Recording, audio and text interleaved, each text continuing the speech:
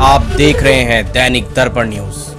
दिल्ली प्रदेश कांग्रेस के अध्यक्ष देवेंद्र यादव के नेतृत्व में कांग्रेस द्वारा निकाली जा रहे दिल्ली न्याय यात्रा सोमवार को मटियाला विधानसभा के द्वारका सेक्टर -14 पहुंची। इस दौरान भारी संख्या में कांग्रेस कार्यकर्ता और नेताओं ने भाग लिया और आम आदमी पार्टी की सरकार की कमियों के बारे में बात की। मीडिया से बात करते हुए देवेंद्र यादव ने कहा, दिल्ली न्याय यात्रा दिल्ली की जनता की परेशानी को जानना और उनके समस्याओं का समाधान ढूंढने की कोशिश है। इस यात्रा के दौरान अब तक लगभग 57 विधानसभा में पहुंच चुके हैं और हर विधानसभा के लोग परेशान नजर आ रहे हैं।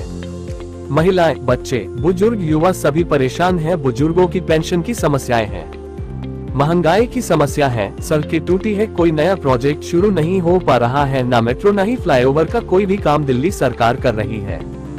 दिल्ली वर्ल्ड क्लास सिटी है, लेकिन यहाँ पॉल्यूशन सबसे बड़ा मुद्दा है। गर्मी में पानी की समस्या होती है, बारिश के समय लोगों की पानी में डूबने से भी मौत हो जाती है। दिल्ली सरकार इन समस्याओं का समाधान नहीं कर पा रही है। हम इन समस्याओं को उजागर कर रहे हैं और इस पर काम करेंगे। वहीं सुमिता मलिक, पूर्व निगम प्रत्याशी द्वारका वार्ड बी, मीडिया से बात करते हुए कहा, दिल्ली में महिलाएं सुरक्षित नहीं है। राजधानी में बलात्कार की घटनाएं बढ़ रही है, बच्चों के साथ भी उत्पीड़न हो रहे हैं। तमाम तरह की समस्या है, जिसके लिए एकजुट होकर लोगों को जागरूक करना है। दिल्ली न्याय यात्रा को अपार सफलता मिल रही है। पूरे दिल्ली में पहली बार ऐसा लग रहा है कि कांग्रेस को आम जनमानस में भरपूर समर्थन मिल रहा है।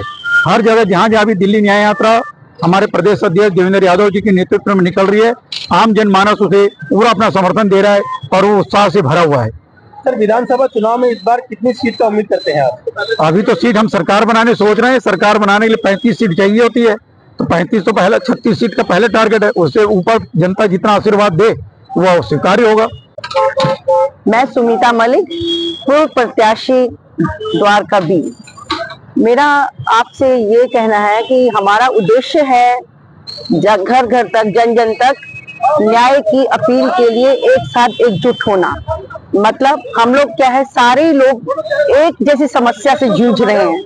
अगर हम बात करें महिलाओं की, तो पूरी तरह से असुरक्षित हैं। बलात्कार के केस डे बाय डे बढ़ते जा रहे हैं। अगर हम बात करें बच्चों की, तो बच्चे, छोटी छोटी बच्चियों के साथ भी बलात्कार हो रहे हैं और ये गूंगी बहरी सरकार एकदम मौन है। इस पे हमें काम करने के लिए ही गली गली में, सड़कों पे उतरना पड़ा। हमारे देवेंद्र यादव जी अध्यक्ष आकर के एक एक कूचे कूचे, सड़क सड़क पे जा करके, घर घर, गली गली में जा करके दिखा रहे हैं कि क्या हो रहा है। टूटी फूटी सड़कें, कैसी दिल्ली की हालत है, कैसा प्रदूषण, देख लीजिए कितना पोल्यूशन हो गया है।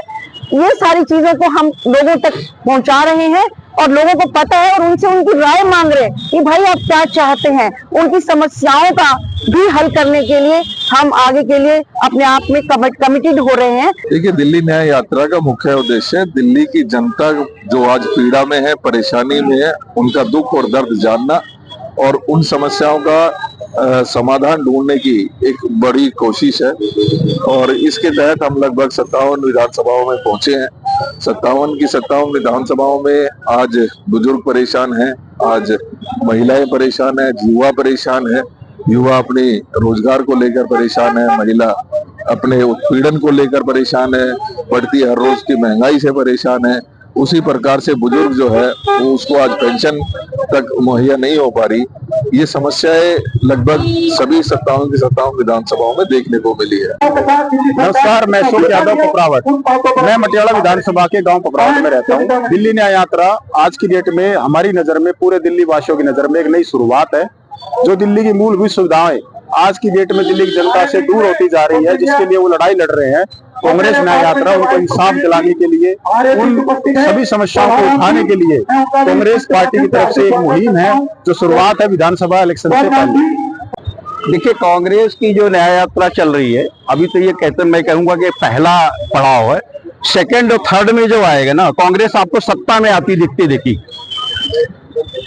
तो देश की जनता को क्या संदेश देना चाहिए न्याय यात्रा? देश की जनता को, अभी देश का नहीं, ये तो दिल्ली का मैटर है और दिल्ली से फिर अब दिल्ली की जनता का चुनाव है। दिल्ली की जनता के साथ में जो षड्यंत्र या जो अन्याय हुआ है उसको दिल्ली की जनता समझ चुकी है कि हमारे साथ कितना बड़ा छल किया गया, कितना बड़ा झूठ बोला गया, कितना बड़ा फरोग किया गया।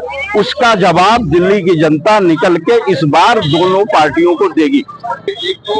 ऐसा है, ये हमारे प्रदेश अध्यक्ष द्वारा निकाली गई यात्रा है जिसके द्वारा हम जन जन के पास जा रहे हैं और उनकी समस्याओं को पूछ रहे हैं कि भाई जो ये पिछले 10 सालों में केजरीवाल सरकार ने जो एक ऐसी सरकार हमारी दिल्ली को दी जिसमें ना कोई काम हुआ, लोगों का बुरा हाल है, लोगों की नालियों का बुरा हाल है, लोगों के घर घर जाकर यही समस्याओं को पूछा जा रहा है और जिनको समस्याओं के निवारण को हम अपने मैनिफेस्टो में डालेंगे। तो भाई साहब देवेंद्र यादव जी ने एक ये मुहिम चलाई कि हमें पूरी दिल्ली के घर घर जन जन से मिलना है और ये जानना है कि कैसे हम इन सब चीजों का निवारण कर सकते हैं। दिल्ली देश की जनता को यही संदेश देंगी, चाहे आम आदमी पार्टी हो चाहे बीजेपी हो, ये दोनों एक थैली के चट्टे बट्टे हैं। ये एक तरह से देखा जाए इतनी महंगाई कर दी, इतना भ्रष्टाचार है, इतना करप्शन हो गया है कि लोग इतना परेशान हो गया है। कांग्रेस के टाइम में कोई भी परेशान नहीं था, सबसे महिलाओं के लिए, गरीबों के लिए सिर्फ कांग्रेस पार्टी ने ही काम किया है,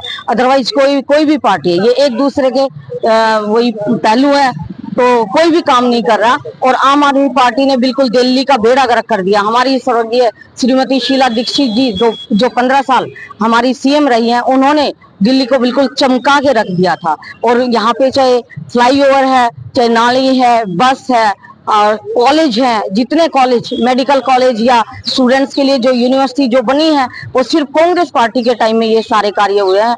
अब तो कुछ भी नहीं है, जीरो। जो बने हुए थे अब सेक्टर 8 में, ये 9 में इंदिरा गांधी हॉस्पिटल जो था वो कांग्रेस पार्टी ने बनाया था, शीला दीक्षित जी के टाइम में बना था, लेकिन कोरोना के टाइम में भी ये बंद कर रखा, अभी भी फुल अच्छे से नहीं चला है यहाँ पे। अगर कोरोना के टाइम में इस हॉस्पिटल को, जो 1700 बेड का हॉस्पिटल था, अगर उस टाइम चला देते तो बहुत सारे लोगों की जान बच सकती थी।